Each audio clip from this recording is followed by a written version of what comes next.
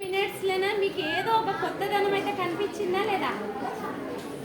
ఇది రైటరా అనిపించిందా? మనకి ఒకేసారి రిజల్ట్ రాదు, రావాలని కూడా కోరుకోకూడదు. గ్రాడ్యువల్గా ఇంక్రీజ్ అవుతూ ఉంటారు.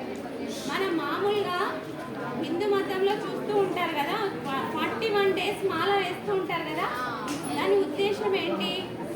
రోజు ఒక సిస్టమేటిక్గా ఎర్లీ మార్నింగ్ లేవడం, ఉదయాన్నే చల్లైన స్నానం చేసుకోవడం, లైట్ ఫుడ్ తీసుకోవడం, దేవుడి ధ్యానంలో ఉండటం, ఇవన్నీ 41 డేస్ చేసిన తర్వాత అది అలవాటుగా మారి నిత్య జీవితంలో మనం దాన్ని అలవాటుగా మార్చుకోవాలి ప్రతిరోజు.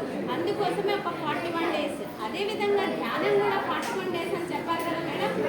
41 డేస్ చేసిన తర్వాత మీకు మార్పు అనేది ఖచ్చితంగా తెలుస్తుంది. అర్థమవుతుందా?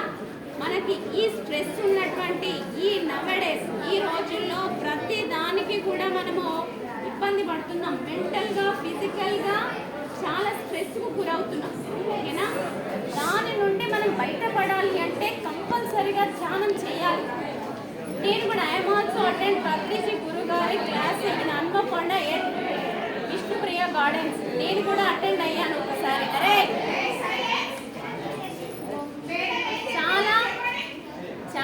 చాలా మార్పు వస్తుంది మనకు. ముఖ్యంగా ఎవరు స్ట్రెస్ చేసి చెప్పాల్సిన అవసరం లేదు. సెల్ఫ్ డిసిప్లిన్, అదేవిధంగా కాన్ఫిడెన్స్, మన మీద మనకే ఒక విశ్వాసాన్ని, నేను చేయగలను, ఐ కెన్ డూ ఎనీథింగ్, ఏదైనా చేయగలనటువంటి ఒక నమ్మకం మనలో డెవలప్ అవుతూ ఉంటుంది. కాబట్టి మనం ప్రతిరోజు ఈ రోజువారీ సమస్యల నుండి అధిగమించాలి అంటే ధ్యానం అనేది చాలా అవసరము. ఇందాక మేడం గారు ఏం చెప్పారు? మనం ఒక హాఫ్ అన్ అవర్ ధ్యానం చేస్తే 2 అవర్స్ నిద్రపోతున్నా పర్వాలేదు. నిజం, ఇట్స్ ట్రూ.